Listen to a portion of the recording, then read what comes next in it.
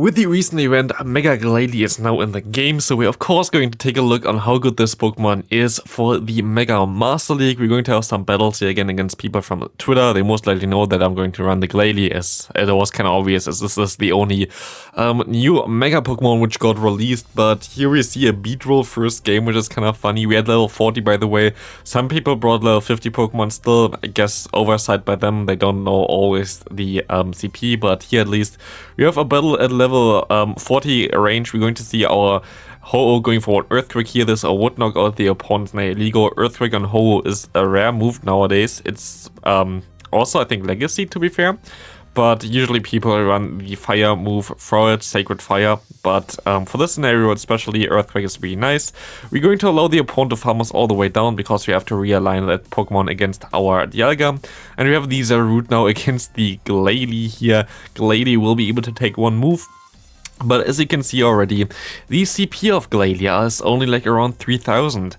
And this is already the issue. This is a level 40 maxed out, like not maxed out then, like level 50 would be maxed out, but to level 40, fully powered up. Glalie, you see the AVs on the right side, they're not ideal, but it's a shiny lucky one that are already powered up before, like 2018 or something. I think I powered it up already, so I already had that, but I just like used it and gave it a secondary charge move, but like it won't get way higher than the CP. Like maybe it gets to like 3250 at 100% at level 40, but this is not high, especially not for a Mega Pokemon.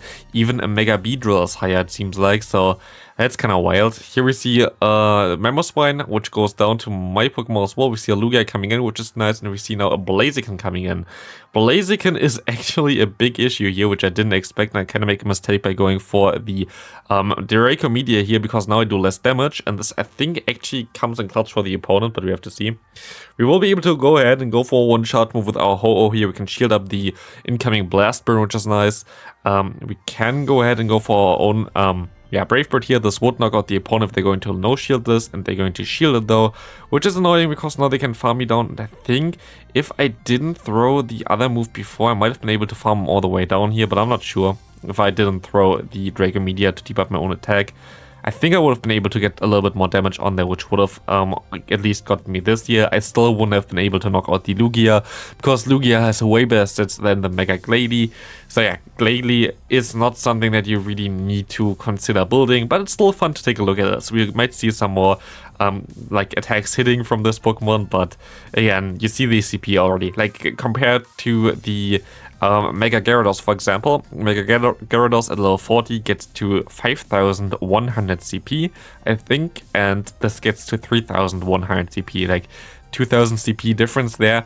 It is just not good, but like it wasn't really the main reason to make this video. I just wanted to have some fun with this Pokemon. To be fair, we see a Metagross against us now, and here I saw like an opportunity to have some fun with this Pokemon. I will be able to go for an Iron Head, gonna get the shield, and I will be able to perfectly CMP tie on the Earthquake here, going for the Draco Media. This would knock them out most likely, or like get them very low, so they're going to shield up. This is an Earthquake. I timed it perfectly so they don't get extra energy. And I will be able to now go into my Glalie, and let's see how much Bullet Punch does against us already. Looks like a lot of damage already. We have to shield up the next move coming in here. Going to be a it's going to be a Media Mesh, but we're still going to be able to go for a secondary charge move, which is going to be the Shadow Ball, knocking out the opponent's Metagross here. I don't actually know if they had a better charge move as a secondary, which I could have used. I just went for it because I thought it was funny. But I don't know if there was a better version. This next opponent, actually very smartly played by my opponent here. I'm gonna go for 5 Incinerates, which allows me to perfectly align my charge move here. But actually they're going to let the move go through, and they were perfectly able to get to another move there, which is crazy because like with 1 HP, like perfectly timed, very good knowledge about the game, I guess. As you see a Mega Swampert, they forgot to TM the Swampert correctly. This is a Water Gun version, and it also has the access to Surf, which is not ideal for them, but as they have a Machamp in the back, and Machamp is literally the worst Pokemon that I could have faced here, I don't think it does really matter too much, as I don't even know if I'm going to be able to see the Glalie, like if I even see the Swampert anymore. kind of have to shield this move up here. I should have thrown already my charge move here at this point of time, but I thought I would get still one more move in, and I didn't want to give them 3 turns, as they can go for 1 Rock Slide, knocking me out, and now we have a Glalie against the Machamp. At this point of time, the opponent already had a move, I'm pretty sure, so they just let me have some fun with my Glalie here, so I appreciate this. I still can go for 1 charge move. They're still going to be able to win this. They know that as well. 1 Avalanche would have never knocked them out at this range as well, I think. And most likely does like around 40%, I would say, based on the damage I've seen before. But Mega Glalie is just horrible. It's kind of wild how bad this Pokemon is here. Just because, like, usually all the Mega Pokemon are really, really strong. But this Pokemon just has no play whatsoever. We see a Gyarados coming in against us. It's at 4,700. Maybe I was wrong with the number before. Maybe this was the 50 number. But here, 4,700 is also way higher than what our Mega Glalie is in the back. And against the Gyarados itself, I don't really have a good answer either. So that's a little bit tricky. Mega Gyarados is something that would be most likely the best Pokemon to use in the Mega Master League, which is coming back at the end of the season if you didn't know. So I do a lot of videos about the new Mega Pokemon. It's actually kind of interesting to see because it's kind of available for like later on gameplay when we have the Mega Master League coming back again. We see a Giratina here and we see the Ho coming back in, which is not ideal for us. At least we can hit 1 Avalanche. Let's see how much damage it's going to do here, and it's going to do basically nothing compared. Like, Avalanche is one of the strongest charge moves in the game in terms of damage per energy, and it does basically only half to the Ho-Oh where it was neutral against, which is, yeah. Ho-Oh even has so much more CP than our Glalie, which is crazy. As we can go ahead and go for another Brave Bird, we will be able to knock out the opponent, and we will go down to this opposing Giratina. There's not a lot that I can do about this. But yeah, how do you actually enjoy those like smaller videos for Pokemon that are not really meta relevant? I think it's kind of cool to still take a look at them, but like, I don't know, like I think that the longer videos don't really make too much sense for them because, like, yeah, you know already, I think at this point of time, you don't really need them. You don't really need to rate it at all. Maybe rate it once to try to get the candies and just have the Mega Evolution for your decks, but that's basically it what you need, because get Mega Abomasnow, for example.